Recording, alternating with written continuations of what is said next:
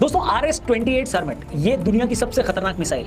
रूस की इस मिसाइल को सैटर्न के नाम से भी जाना जाता है। ये 1 सेकंड में 8 किलोमीटर का सफर तय करती है। मतलब ये कि ये मॉस्को से 7500 किलोमीटर की दूरी सिर्फ 20 मिनट में कवर कर सकती है। मतलब जो सफर तय करने में एक बोइंग विमान को 9.5 आवर्स 9.5 घंटे लगते हैं, वो रास्ता ये मिसाइल सिर्फ 20 मिनट में तय कर लेती है। समझ रहे हो? ये एक बार में 1000 किलो विस्फोटक भी ले जा सकती है। इसका खुद का वजन 208 टन है और ये 35 मीटर लंबी है। इस एक मिसाइल में 10 वॉरहेड्स लग सकते हैं। अगर ऐसी 10 मिसाइलें एक साथ न्यूयॉर्क शहर पर दागी जाएं तो वो उसके आसपास के 1000 किलोमीटर के एरिया को तबाह कर सकती है और इस हमले में 50 लाख लोग मर सकते हैं। इस मिसाइल में अगर न्यूक्लियर बम लगा दिया जाए तो ये हिरोशिमा और नागासाकी पर फेंके गए बमों से 13,000 गुना ज्यादा ताकतवर होंगे और अगर ऐसी 15 मिसाइलें दाग दी गई तो पूरे अमेरिका की सारी इंडस्ट्रीज एक झटके में बर्बाद हो सकती है। तो ये ताकत है इसी सैटर्न मिसाइल की और सुना है अब इसी मिसाइल से रूस यूक्रेन पर हमला कर सकता है। जी हाँ, 1 जून को यूक्रेन ने ऑपरेशन स्पाइडर वेब में FPV ड्रोन्स के जरिए रूस के 40 से ज्यादा एयरक्राफ्ट तबाह कर दिए। इन हमलों में रूस को $7 बिलियन यानी 58,000 करोड़ रुपए का नुकसान हुआ है। रूस की 34% से ज्यादा एयरफोर्स कैपेबिलिटीज तबाह हो गई। जेलेंस्की इस हमले से खुश है। उन्होंने बताया कि इस हमले की प्लानिंग 1.5 साल से चल रही है। उन्होंने धमकी दी है कि अगर रूस नहीं माना तो ऐसे और हमले करेंगे, लेकिन अब बारी रूस की है। ऐसा लगता है कि रूस इस हमले के बाद यूक्रेन और उसके सारे दोस्तों को बर्बाद कर देगा। उसने एक एक करके यूक्रेन के एयरबेस तबाह करने भी शुरू कर दिए। इधर कुछ नाटो देश भी रूस से लड़ने की तैयारी कर रहे हैं। एक्सपर्ट्स ये बता रहे हैं कि रूस अमेरिका पर भी हमला कर सकता है। मतलब थर्ड वर्ल्ड वॉर की सारी जमीन तैयार हो चुकी है। रशिया ने अपने न्यूक्लियर वॉरहेड्स को अलर्ट मोड पे डाल दिया है और ऐसा लगता है कि दुनिया कुछ बड़ी तबाही देखने वाली है। पर सवाल ये है कि ये सारी लड़ाई शुरू क्यों हुई? आखिर क्या वजह है कि ये लड़ाई अभी भी रुक नहीं रही है? आइए आज की वीडियो में इसी मुद्दे पर खुलकर बात करते हैं। तो दोस्तों तारीख थी 1 जून, देश था रशिया और ठिकाने थे कई।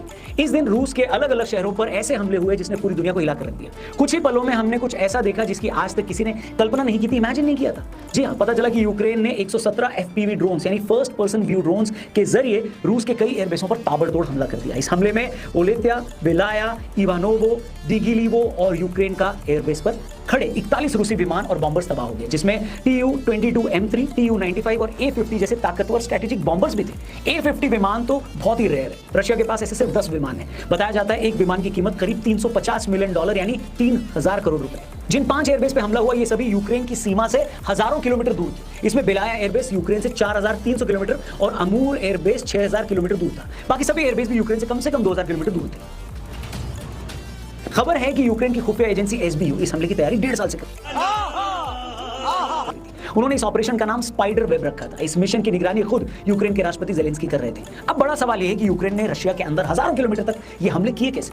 क्योंकि 4 या 6000 किलोमीटर तक ट्रैवल करने वाले ड्रोन अभी तक बने नहीं। मगर इसके बाद जो खबरें आई हैं दोस्तों, उसने सबको हिला दिया। पता चला कि यूक्रेन ने एक एक करके ट्रकों में छिपाकर इन ड्रोन्स को रशिया के अंदर तक पहुंचा दिया था। ट्रकों की छत पर लकड़ी के केबिन बनाकर इन ड्रोन्स को उनके अंदर रखा गया था। जिन केबिन में ये ड्रोन रखे गए थे वो केबिन भी रिमोट से ऑपरेट हो रहे थे। पहले एक एक करके इन ट्रकों को उन तमाम लोकेशंस के पास पहुंचा दिया गया जहां हमले करने थे। मसलन जिस एयरबेस पर हमला करना था उसके पास इन लॉरियों को, ट्रकों को पहुंचा दिया गया। फिर जब हमलों का वक्त आया तो छत पर लगे केबिन को यूक्रेन में ही रिमोट से खोल दिया गया। फिर एक एक करके सारे ड्रोन बाहर आने लगे। ये सभी ड्रोन GPS एनेबल्ड थे और AI टेक्नोलॉजी से काम कर रहे थे। हमले के जो वीडियो सामने आए हैं उनमें आप देखेंगे कि किस तरह ये ड्रोन पहले बॉम्बर या एयरक्राफ्ट के ऊपर जाते हैं, फिर अपनी AI टेक्नोलॉजी से ड्रोन ये डिटेक्ट करता है कि बॉम्बर का फ्यूल टैंक कहां है। उसके बाद खुद को वहीं पर गिराकर वो ब्लास्ट कर देता है। बोला आप सोच कर देखिए कितना खतरनाक प्लान है। जिस ड्रोन ने हमला किया गया उसकी कीमत बताई जा रही है 40,000 रुपए मात्र, और जिन विमानों पर यह हमला हुआ उनमें एक एक विमान की कीमत $300 मिलियन यानी 3000 करोड़ रुपए तक।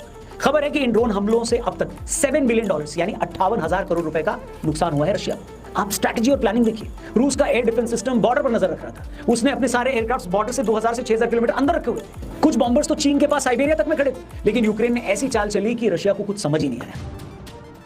कहने को तो यूक्रेन ये कह रहा है कि हमने ये सारा प्लान खुद बनाया, लेकिन सारी दुनिया को पता है कि वो अकेले ऐसा नहीं कर सकता। चलो ड्रोन तो यूक्रेन ने रशिया के अंदर पहुंचा दी, लेकिन रशिया के एयरक्राफ्ट कहां पर खड़े हैं ये बात उन्हें तब तक पता नहीं चल सकती थी जब तक कि यूएस अपनी सैटेलाइट के जरिए ये इंफॉर्मेशन उन तक न पहुंचाए। यूक्रेन ने पहले कहा कि हमने यूएस को हमला करने से पहले बता दिया था, लेकिन जब यूएस ने इससे इनकार किया तो यूक्रेन भी बोलने लगा कि हाँ भाई यूएस को नहीं पता था। सच्चाई दोस्तों चाहे कुछ भी हो, लेकिन इतना तय है कि यूक्रेन के इस ड्रोन अटैक के बाद अब Russia Ukraine war next level पर जा चुका है। एक ऐसे लेवल पर जहां से अब कुछ भी हो सकता है। एक तरफ टर्की में रशिया और यूक्रेन के ऑफिशियल्स के बीच सेकंड राउंड की बातचीट चल रही है, पर लगता नहीं है कि उस बातचीत से कुछ निकलने वाला है। ऐसे में सवाल यह है कि आखिर दोनों देश 3 साल से लड़ क्यों रहे हैं और दोनों में बात बन क्यों नहीं रही। आपको बता दें रशिया और यूक्रेन के बीच 2022 से युद्ध चल रहा है। उस टाइम ये खबरें थी कि यूक्रेन नाटो का मेंबर बनना चाहता है, मगर रशिया को ये बात मंजूर नहीं थी। रशिया को लगता था कि अगर यूक्रेन नाटो का मेंबर बन गया तो इससे रशिया की सेफ्टी खतरे में पड़ेगी, क्योंकि नाटो का मेंबर बनने का मतलब था कि अगर रशिया और यूक्रेन में कोई भी कॉन्फ्लिक्ट होता है तो नाटो के सभी देश और अमेरिका इसे खुद पर हमला मानते हुए यूक्रेन की तरफ से लड़ेंगे। रशिया को हमेशा से लगता है कि यूरोप और अमेरिका तो वैसे भी उसके खिलाफ है, इसलिए ये देश तो वैसे भी मौका ढूंढेंगे यूक्रेन को उकसाने का। इसलिए रशिया नहीं चाहता था कि यूक्रेन नाटो का मेंबर बने। इसके अलावा रशिया का यह कहना था कि यूक्रेन में जो डॉनबास का इलाका है वहां पर यूक्रेन लोकल लोगों के साथ ज्यादती कर रहा है। डॉनबास यूक्रेन का वो इलाका है जहां पर ज्यादातर लोग रशियन भाषा बोलते हैं। रशिया ये चाहता था कि यूक्रेन डॉनबास को एक इंडिपेंडेंट रीजन घोषित कर दे, मगर यूक्रेन इसके लिए माना नहीं। बस इसी बात पर रशिया ने फरवरी 2022 में यूक्रेन के खिलाफ एक मिलिट्री ऑपरेशन शुरू कर दिया। उस टाइम ऐसा लग रहा था कि लड़ाई कुछ दिनों में खत्म हो जाएगी, रशिया जल्दी यूक्रेन पर प्रेशर डालकर अपनी शर्तें मनवा लेगा। लेकिन लड़ाई शुरू होते ही अमेरिका समेत यूरोप के कई देश यूक्रेन के साथ आ गए, उसे हथियार देने लगे। अमेरिका यूक्रेन के साथ इंटेलिजेंस इनपुट्स भी शेयर करने लग गया। शुरू में यूरोप के देशों ने कहा था कि आप हमारे हथियारों का इस्तेमाल सिर्फ रशिया से बचने के लिए करो, रशिया के अंदर हमला नहीं करो। लेकिन कुछ दिन पहले उन्होंने यह शर्त भी हटा ली। अब यूक्रेन यूरोप से मिले हथियारों का इस्तेमाल रशिया के अंदर भी कर सकता है।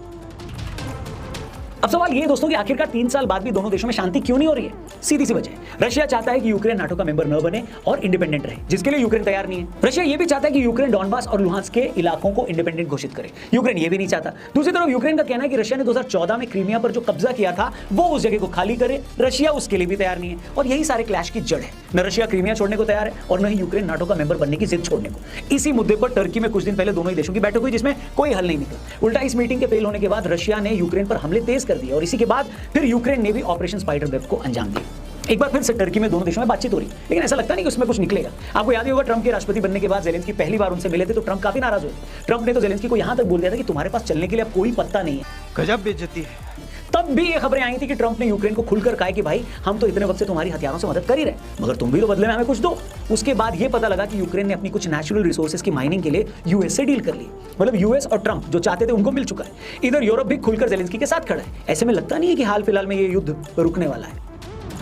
लेकिन अब सवाल यह है कि हमारे लिए यानी भारत के लिए इसमें क्या सबक है? जिस तरह यूक्रेन ने खुफिया एजेंट्स और रशिया के ही लोगों के जरिए ट्रकों में भरकर रशिया में ड्रोन पहुंचाए, ये हमारे लिए भी चिंता की बात है, क्योंकि कल को ठीक ऐसा ही भारत में भी हो सकता है। यूक्रेन को रशिया में गद्दार ढूंढने में टाइम लगा होगा, लेकिन हमारे यहाँ ऐसे गद्दारों की कोई कमी नहीं है। ये बड़ी अच्छी बात कही है। और अगर मॉडर्न वॉरफेयर में ड्रोन इतना इंपॉर्टेंट हो गया है तो कल को भारत में भी कुछ लोग ड्रोन के जरिए हमारे ही देश में हमला भी कर सकते हैं। पाकिस्तान को तो भारत में ड्रोन पहुंचाने की भी जरूरत नहीं पड़ेगी। इसलिए हमें अपनी इंटरनल सिक्योरिटी पर ध्यान देने की जरूरत है। तमाम की लोकेशंस की सिक्योरिटी को टाइट करने की जरूरत है। रशिया पर हुए हमले के बाद हमें ये एंटिसिपेट करना होगा कि इस तरह के हमले भारत में कहां हो सकते हैं। फिर उन जगहों की पहचान करने के बाद वहां की सिक्योरिटी बढ़ानी होगी। जैसे रशिया के पीछे सारी दुनिया पड़ी है, जेलेंस्की को पीछे से मदद देने वाले भी 1000 लोग हैं, वही हाल भारत का भी है। मजबूत भारत को गिराने के लिए पाकिस्तान की मदद करने को कई देश तैयार खड़े हैं। इसलिए हमें उन सबसे सावधान रहना होगा, अपनी तैयारी खुद करनी होगी। दुश्मन से 1-2 नहीं 20 कदम आगे की सोचनी होगी हमें, तभी हम खुद को सेफ और सिक्योर कर पाएंगे। बाकी आप बताइए, रशिया और यूक्रेन में अभी जैसे हालात बने उसके बाद आप इस वॉर को कहां जाता देख रहे हैं? जो भी हो आपकी राय कमेंट करके जरूर बताएं। जाने से पहले चैनल को भी जरूर सब्सक्राइब। दोस्तों नमस्कार, वीडियो पसंद आया हो तो लाइक और शेयर करें। ऐसी न्यूज़ देखने के लिए हमारे YouTube चैनल को सब्सक्राइब जरूर करें। धन्यवाद। जय